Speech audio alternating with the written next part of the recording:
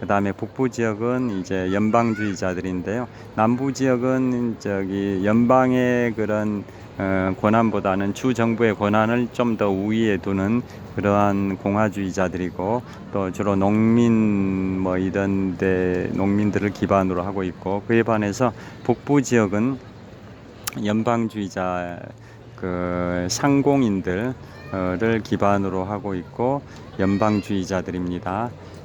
주의 권한보다는 연방의 권한을 더 중시하는 연방주의자들이 북부입니다. 그리고 그 다음에 남부 지역은 공화주의자들로서 친불 반영입니다. 프랑스와 친하고 영국과는 적대적 관계가 남부 지역의 공화주의자들이고요. 반면에 북부 지역의 연방주의자들은 친영 반불입니다. 친영 반불. 즉 북부의 연방주의자들은 영국과 친하고 프랑스와는 적대 관계다. 뭐 이런 주장들을 펼치는 건데요. 그 당시에 미영 전쟁에서 1812년 7월 18일에 미국이 영국을 상대로 선전포고를 했던 배경은 바로 연방주의자들보다는 공화주의자들의 주장이 더 우세했기 때문에 그랬었습니다. 즉 연방주의자가 아닌 공화주의자들이 더 우세하다 보니까 남부 지역에 기반을 둔 공화주의자들은 친불 반영이다 보니까 프랑스와 친하고 영국과 적대적 관계다 보니까 영국을 상대로 선전포고를 했던 겁니다. 그것은 또 이걸로 또 거슬러 올라가 볼 수도 있습니다. 초대 대통령 조지 워싱턴 시절에 대통령은 조지 워싱턴이고 부통령이 존 애덤스고 국무장관이 토마스 제퍼슨이고 재무장관이 알렉산더 해밀턴인데요. 이 인물들을 보면 초대 대통령 조지 워싱턴은 뭐 연방주의, 공화주의 특정한 정파에 치우치지 않은 분이었지만은 부통령이었던 그 존 애덤스는 연방주의자입니다. 나중에 제2대 대통령이 되죠. 그 다음에 국무장관이었던 그 토마스 제퍼슨은 공화주의자입니다. 나중에 3대 대통령이 됩니다. 그 다음에 재무장관인 알렉산더 해밀턴은 또 연방주의자입니다. 이 해밀턴도 굉장히 유명하고 미국의 역대 재무장관 중에 최고의 재무장관으로 평가되는 분이 초대 대통령 조지 워싱턴 시절에 재무장관을 했던 알렉산더 해밀턴 연방주의자입니다. 여하튼 이런 식으로 연방주의자, 공화주의자들이 계속 이제 뭐 대립이 되고 있었고, 그러다가 2대 대통령의 존 애덤스가 이제 당선이 되는데요. 2대 대통령 존 애덤스는 아까 말씀드린 것처럼 초대 대통령 조지 워싱턴 당시에 부통령을 했던 분이 2대 대통령 존 애덤스가 되는 거고, 그 2대 대통령 존 애덤스 시절에 바로 부통령을 했던 분이 바로 토머스 제퍼슨, 즉 나중에 3대 대통령이 되는 토머스 제퍼슨이 2대 대통령 존 애덤스 시절에 부통령을 했었습니다. 그래서 2대 대통령 존 애덤스 시절에 그 밑에서 부통령을 했던 토머스 제퍼슨은 서로 엄청나게 대통령, 부통령 간의 갈등이 심했죠. 대통령 존 애덤스는 연방주의자, 반면에 부통령인 토마스 제퍼슨은 공화주의자, 이런 식으로 굉장히 갈등이 심했는데, 아이러니하게도 정말 재밌게도 이 두 분이 같은 날 사망을 합니다. 나중에 이제 1826년 7월 4일에 같은 날 사망을 합니다. 토마스 제퍼슨이 몇 시간 먼저 사망하고 몇 시간 후에 존 애덤스가 사망을 하는데요. 같은 날 사망한 날짜가 1826년 7월 14일, 즉 미국 독립 50주년 기념일에 사망을 합니다. 미국이 독립선언된 게 어제 말씀드린 것처럼 1776년 7월 4일인데요. 그 50주년인 1826년 7월 4일에 2대 대통령 존 애덤스와 3대 대통령 토마스 제퍼슨이 같은 날 사망을 하는데, 존 애덤스보다 토마스 제퍼슨이 몇 시간 먼저 사망합니다. 존 애덤스가 토마스 제퍼슨보다 한 8살 정도 많은 걸로 기억을 하는데요. 여하튼 같은 날 사망하는 그러한 또 재밌는 부분이 있습니다. 여하튼 연방주의자와 공화주의자의 치열한 그 대립이 있었었고, 지금의 보수 세력을 대표하는 공화당과 또 진보 세력을 대표하는 민주당이 이렇게 계속 미국의 양당 체제를 유지했듯이, 그 당시 시절에는 공화주의자와 연방주의자들이 양당 체제를 구축했다고 보셔도 무방할 것 같습니다. 여하튼 공화주의자의 주장들이 더 강했기 때문에 결국은 1812년 7월 18일에 미국이 영국을 상대로 선전포고를 했는데, 2년 5개월 정도 진행된 끝에 결국은 영국이 미국한테 종전 제안을 해서 전쟁이 끝났는데요. 그래서 미국은 독립전쟁과 미영전쟁 모두 이겨가지고 세계 열강의 대열에 이제 기반을 쌓았던 거고, 그 뒤로 또 재밌는 얘기는 1823년에 영미전쟁은 제4대 대통령 제임스 매디슨 대통령 시절입니다. 제임스 매디슨 대통령이 임기가 1809년부터 1817년까지입니다. 1809년부터 1817년까지 제4대 대통령 제임스 매디슨 대통령 시절에 영미전쟁이 있었는데요. 그 뒤로 제5대 대통령 제임스 멀로 대통령이 제5대 대통령인데요. 그분은 1817년부터 1825년까지 8년 동안 미국의 대통령을 합니다. 그 대통령 시절에 제5대 대통령 제임스 멀로 시절에 1823년에 멀로 독트린이라는 게 나옵니다. 멀로 독트린. 그 멀로 독트린이 뭐냐?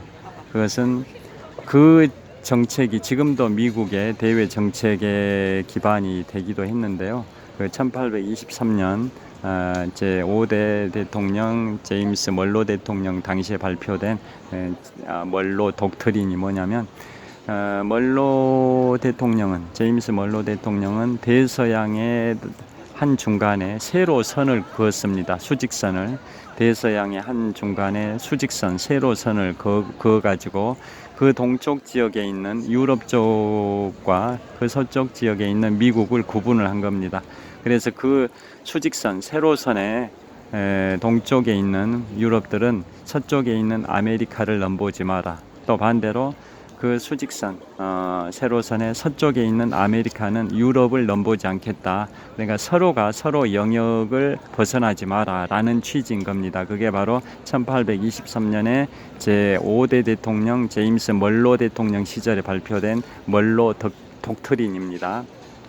그래서 그 대서양 한 중간에 세로선 수직선의 동쪽 지역에 있는 유럽들은 서쪽 지역에 있는 아메리카를 넘보지 말고, 또 반대로 그 수직선 세로선의 서쪽 지역에 있는 아메리카, 즉 미국은 동쪽 지역에 있는 유럽을 넘보지 마라.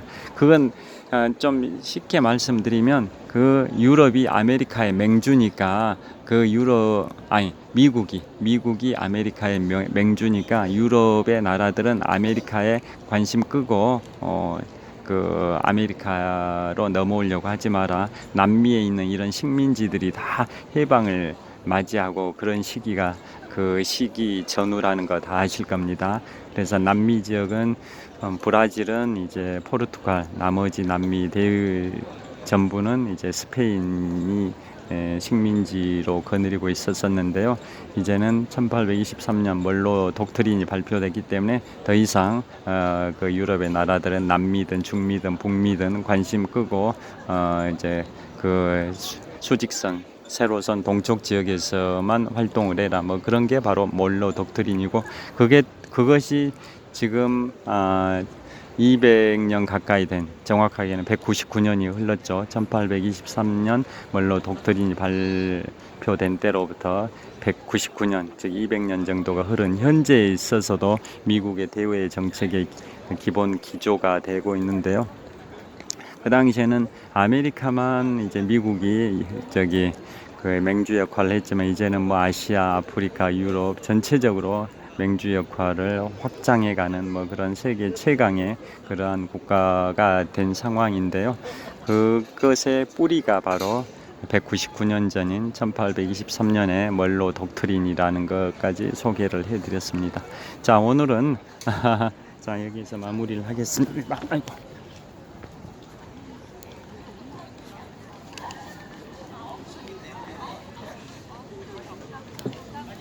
자, 자, 오늘 이거 잠실 석촌호수 서호 수변무대에서 롯데월드타워를 촬영을 하고 있습니다. 자, 이거 석촌호수 서호 수변무대 달리기를 하는 러닝크루 멤버들이 한 20여 명 스트레칭을 하고 있습니다.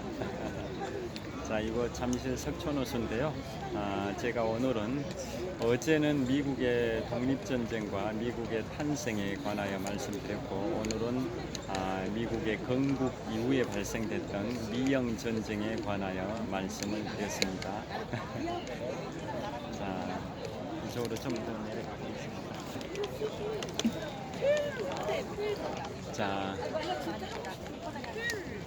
자, 이곳은 잠실 석촌호수 서호 수변무대에서 롯데월드타워를 촬영하고 있습니다. 어제는 미국의 독립전쟁과 미국의 건국에 관하여 말씀드렸는데요. 오늘은 미국의 건국 이후에 발생됐던 미영 전쟁에 관하여 말씀을 드렸습니다. 자, 자, 이곳 잠실 석촌호수 서호 수변무대에서 롯데월드타워를 촬영하고 있습니다. 123층 555m 높이의 롯데월드타워입니다. 높이 기준 세계 5위 규모 OECD 국가에서는 가장 높은 빌딩 롯데월드타워를 촬영하고 있습니다. 자, 롯데월드타워 보시면 그 123층 건물의 건축 공사비가 토지값을 제외하고 건축 공사비만 해서 건물 공사비만 해서 4조 원이 투입이 됐습니다. 그리고 롯데월드타워의 밑바닥층의 넓이는 축구장 넓이고, 또 롯데월드타워의 꼭대기층의 넓이는 농구장 크기의 넓이입니다. 그리고 롯데월드타워는 외형 아웃라인이 외형 테두리가 지금 보이실 텐데요. 롯데월드타워는 우리나라 지필목 중에 붓을 형상화했습니다. 한국적 미를 살리기 위해서 붓입니다. 붓글씨 쓰는 붓을 형상화한 게 지금 롯데월드타워의 그 모양입니다. 그 다음에 롯데월드타워의 무게가 얼마 정도 될 것 같습니까? 75만 톤 정도 됩니다. 서울시 전체 인구가 1000만 명 정도 되는데요. 성인 평균 체중을 75kg로 본다면 1000만 명 곱하기 75kg 하면 75만 톤이 됩니다. 그러니까 롯데월드타워의 건물의 무게는 서울시 전체 인구의 체중을 흡산해 놓은 거와 비슷합니다. 75만 톤. 자, 롯데월드타워는 지금부터 6년 전인 2016년에 완공을 했었고요. 그 다음에 5년 반 전인 2017년 4월 초에 개관 오픈을 했습니다. 지금 석촌호수 서호 수변무대에서 롯데월드타워 123층 555m 높이의 높이 기준 세계 5위 규모의 롯데월드타워를 촬영하고 있습니다. 자, 이제 촬영을 마무리하도록 하겠습니다. 현재 시각은 2022년 9월 27일 화요일 저녁 한 9시 정도 됐을 것 같습니다. 기온이 참 선선합니다. 한 21도 정도 될 것 같고요. 춥지도 않고 덥지도 않고 정말 완연한 가을 날씨입니다.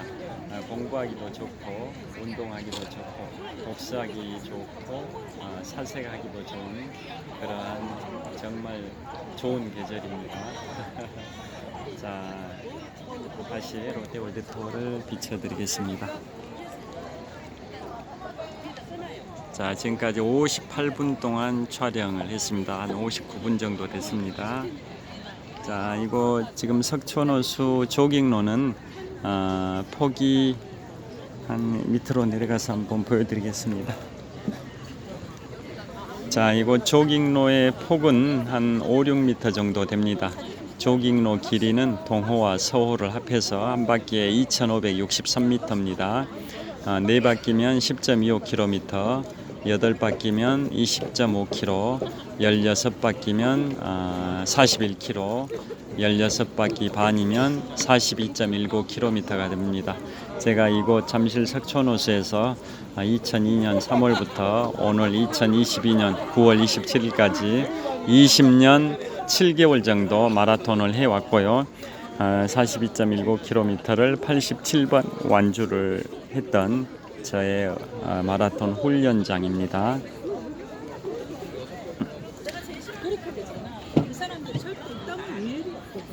자, 롯데월드타워입니다. 자, 여기서 이제 마무리하겠습니다. 자, 지금까지 시청해 주셔서 감사합니다. 오늘도 평안한 행복한 밤 되십시오. 감사합니다. 화이팅!